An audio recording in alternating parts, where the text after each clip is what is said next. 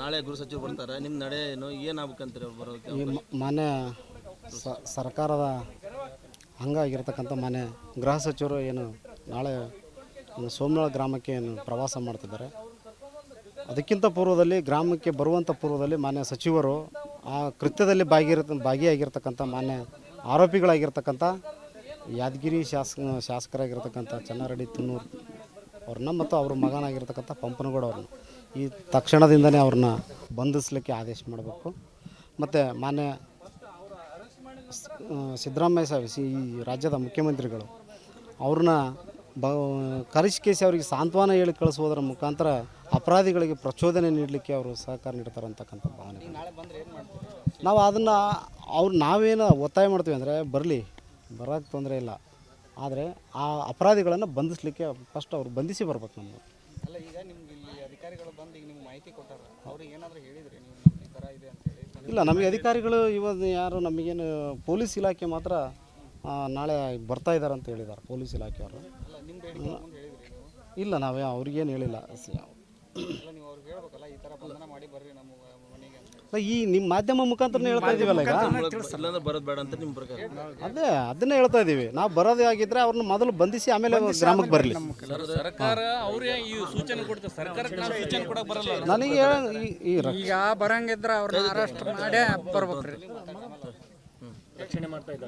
ರಕ್ಷಣೆ ಮಾಡಿದಂಗೆ ಈ ಬಾಜು ಕುಂದ್ರಿಸಿಕೊಂಡು ಮುಖ್ಯಮಂತ್ರಿಗಳು ಅದಕ್ಕೆ ಸಾಂತ್ವನ ಹೇಳಿ ಕಳಿಸ್ತಾರೆ ಅಂದ್ರೆ ಮತ್ತೆ ರಕ್ಷಣೆ ಮಾಡಿದಂಗಲ್ಲ, ಮತ್ತೆ ಇನ್ನೇನು ಮಾಡಿದಂಗೆ ಅದು? ನಿನ್ನ ಸಾಂತ್ವನ ಹೇಳಕ್ ಲಾಸ್ಟಿಗೆ ಅವ್ರನ್ನ ಈಗ ಒಬ್ಬ ಅಪರಾಧಿ ತಪ್ಪೇನಿಲ್ಲ ಅಂತ ಅನಿಸ್ತದೆ. ಒಬ್ಬ ಅಪರಾಧಿ ಸಾರ್ವಜನಿಕವಾಗಿ ಕುಂತ್ಕೊಂಡು ಮಾಧ್ಯಮ ಮುಂದೆ ಮಾತಾಡಿ ನಾನು ಏನು ಅದಕ್ಕೆ ನನಗೆ ಸಂಬಂಧ ಇಲ್ಲ ಅಂತ ಹೇಳಿಕೆಯನ್ನು ಕೊಡ್ತಾ ಇದ್ದಾನೆ. ಮತ್ತು ಪೊಲೀಸ್ ಇಲಾಖೆ ಏನು ಮಾಡ್ತಿದೆ, ಅವ್ರ ಮೇಲೆ FIR ಆಗಿದೆ, ಅವ್ರನ್ನ ಕಸ್ಟಡಿ ತಗೋಬೇಕನ್ನೋಂಥ ಸಾಮಾನ್ಯ ಜ್ಞಾನ ಕೂಡ ಇಲ್ವಾ ಪೊಲೀಸ್ ಇಲಾಖೆಗೆ? SP ಆಗಲಿ IG ಆಗಲಿ ಏನು ಮಾಡ್ತಾ ಇದ್ದಾರೆ ಇವರು? ಅದು ಸಾಮಾನ್ಯ ಪ್ರಕರಣ ಅಲ್ಲ, ಯಾವುದೋ ಒಂದು ಸಾಮಾನ್ಯ ಯಾವುದೋ ಮಟ್ಕನೋ ಏನೋ ಉಸುಗ ದಂಧೆನೋ ಅದೋ ಇದೋ ಏನಾಗಿತ್ತೋ ಅದು ಈ ಒಬ್ಬ ಅಧಿಕಾರಿಯ ಪ್ರಾಣ ಹೋಗಿದೆ. ಮತ್ತು ಜಾತಿ ನಿಂದನೆ ಪ್ರಕರಣ ಇದೆ ಆ MLA ಮತ್ತು ಮಗನ ಮೇಲೆ. ಇಂಥ ಒಂದು ಗಂಭೀರವಾಗಿರ್ತಕ್ಕಂಥ ಪ್ರಕರಣಗಳಲ್ಲಿ ಆ ವ್ಯಕ್ತಿನ ಅಪರಾಧಿಯನ್ನು ಬಗಲ್ ಕುಂದಿರಿಸ್ಕೊಂಡು ಇವತ್ತು ಬಾಜು ಕುಂದಿರಿಸ್ಕೊಂಡು CM ಅವರು ಸಾಂತ್ವನ ಹೇಳಿ ಕಳಿಸ್ತಾರೆ ಅಂದರೆ ಯಾವ ಸ್ಥಿತಿ ಕಾನೂನು ಸುವ್ಯವಸ್ಥೆ ಇವತ್ತು ನಮ್ಮ ರಾಜ್ಯದಲ್ಲಿ ಹದಗೆಟ್ಟಿದೆ ಅಂತಕ್ಕಂಥದ್ದು ಈ ರಾಜ್ಯದ ಜನತೆಗೆ ಗೊತ್ತಾಗುತ್ತೆ. ಹೌದು, ಆ ಪ್ರಕರಣವನ್ನು ನಾವು ಯಾವುದೇ ಕಾರಣಕ್ಕೆ CID ತನಿಖೆಯನ್ನು ನಾವು ಒಪ್ಪೋದಿಲ್ಲ. ಕಾರಣ ಇಷ್ಟೇ, ಈಗಾಗಲೇ ಕೆಲವು ಪ್ರಕರಣಗಳನ್ನು ನಾವು ನೋಡಿದ್ದೀವಿ, ಯಾವುದೂ ಕೂಡ ಅದು ನ್ಯಾಯ ಸಿಕ್ಕಿಲ್ಲ ಆ ಪ್ರಕರಣಗಳಲ್ಲಿ. ಈ CIDಗೆ ಕೊಡ್ರಿ ಅಂತ ನಾವು ಯಾರು ಒತ್ತಾಯ ಮಾಡಲಿಲ್ಲಲ್ಲ, ಯಾಕೆ ಕೊಟ್ರಿ ಸರ್ಕಾರ?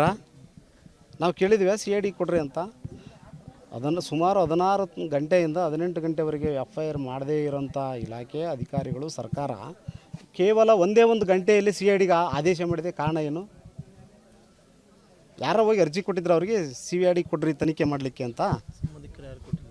ಯಾರು ಕೊಟ್ಟಿಲ್ಲ. ನಾವು ಈ ಮೂಲಕ ಹೇಳ್ತಾ ಇದ್ದೀವಿ, CBI ಕೊಡ್ರಿ.